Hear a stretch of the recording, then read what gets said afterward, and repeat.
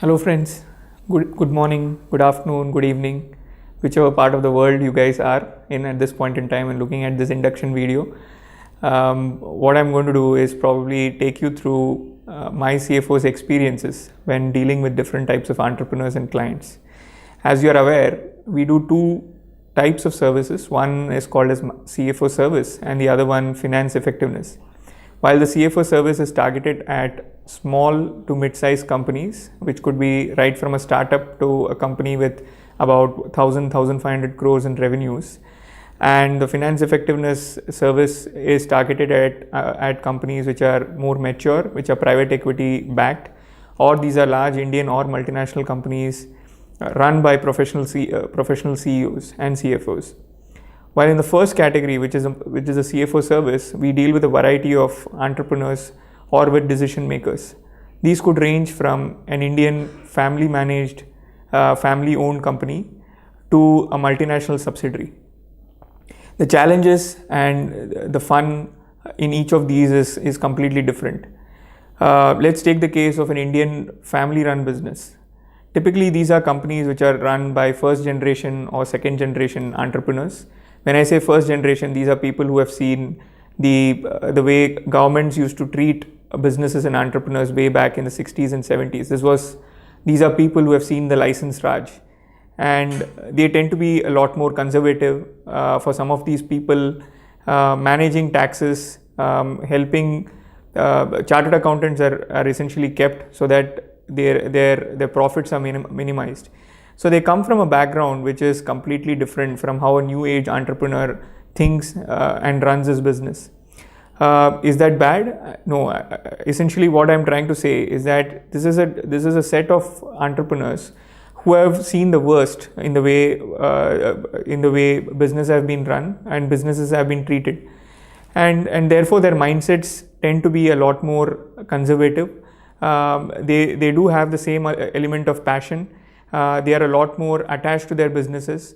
They almost treat their businesses as their children, in a way that they don't let go of control.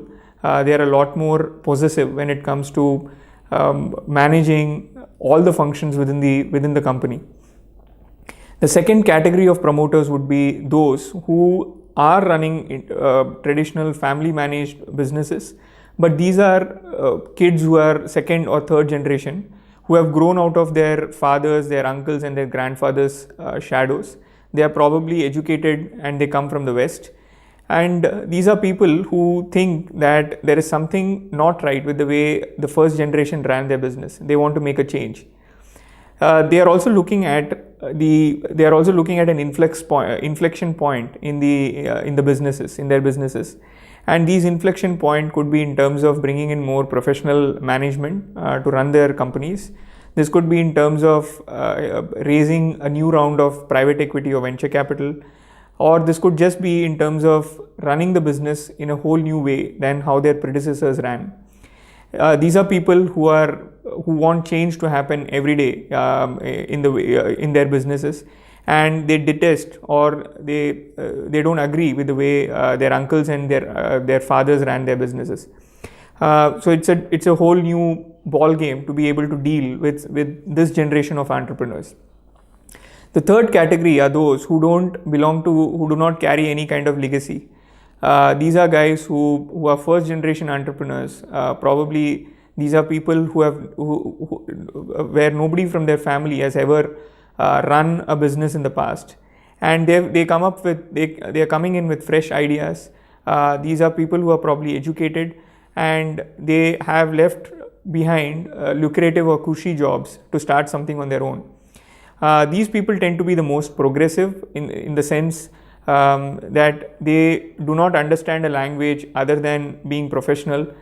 They want to run their businesses with the highest levels of governance. They want to make sure that compliances have been met, and also the fact that they want to bring in professional talent within the company.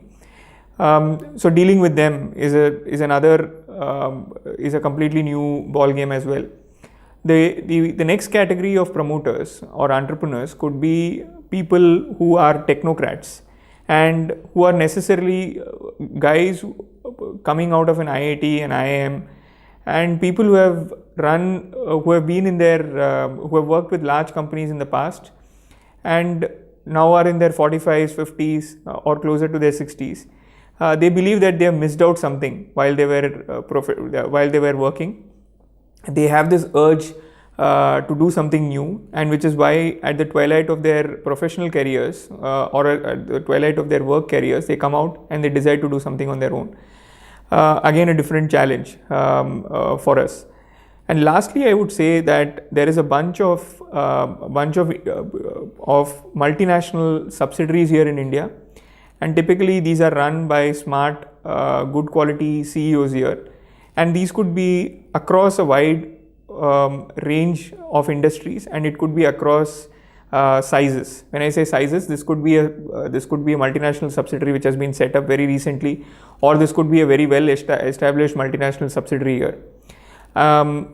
In the former case, which is a startup or which is a setup which has come in very recently, I think the challenges tends to be in terms of, again, attracting the right quality of people within a very short span of time to be able to align processes that the multinational subsidiary has got elsewhere, that the multinational has got elsewhere, and in terms of being able to get an acquaintance with the culture that India presents and the complexity that India presents.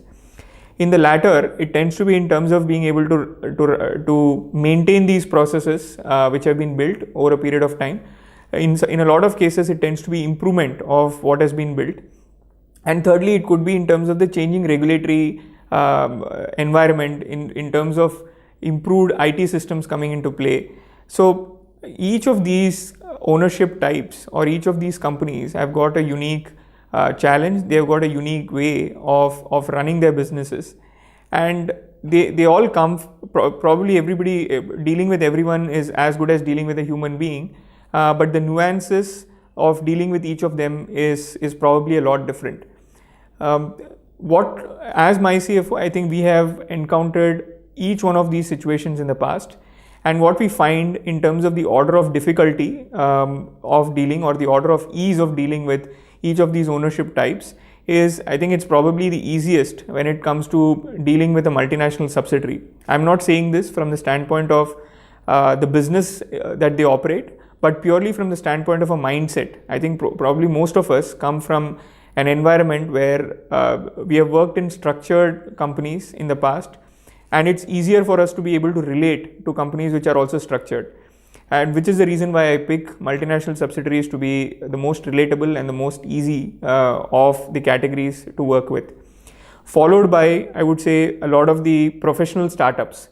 These are startups run by professionals, people who have worked in larger companies or in companies in the past, and who again come with a certain level of expectation, a certain level of understanding of what it takes to work with a financial services company or with a CFO services brand. They understand what is it that a CFO would deliver in any well-run, professionally managed setup, and probably that's why it's easier for us to work with these people as well. This would be followed by a private equity or a venture capital backed company.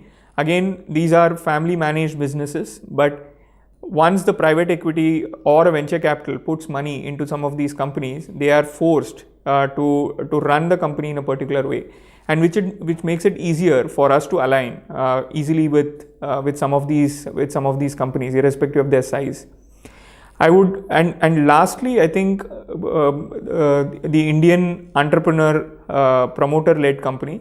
I think companies where there is a second or a third generation which has come in, it is probably a lot easier to work with them as compared to companies which are run by first generation pre-70s entrepreneurs, pre-70, early 80s entrepreneurs.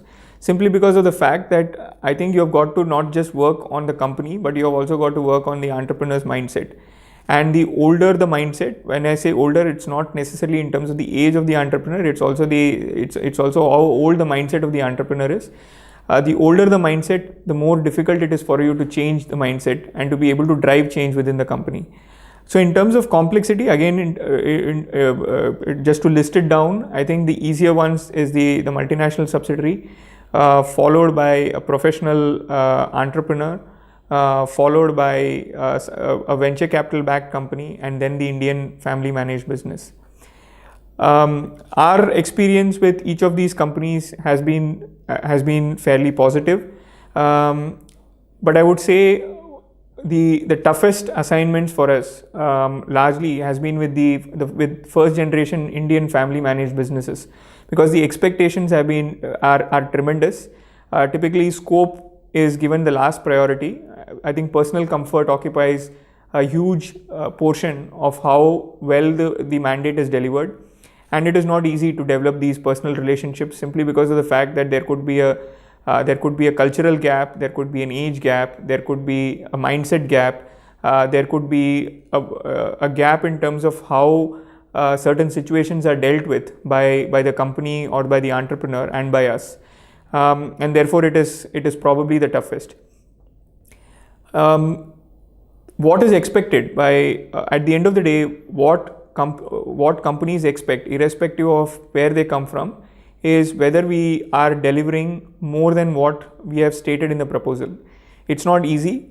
It is probably an intangible thing to say that, look, what's written in the proposal and what I'm going to deliver is going to be substantially higher. So the term value, I mean, how do you create value in the eyes or in the minds of these promoters is typically the most toughest point for a MyCFO team member to demonstrate, or for MyCFO to demonstrate. I think at the end of the day, while I've spoken about these entrepreneurs and these type of companies, what really ticks is the fact that if you deliver more than what the entrepreneur is asking for, or what the scope is really asking you to do, 9 out of 10 cases, I think you tend to win their hearts, and winning their hearts is key to delivering a wow to the customer and to being able to delight them. Thank you so much.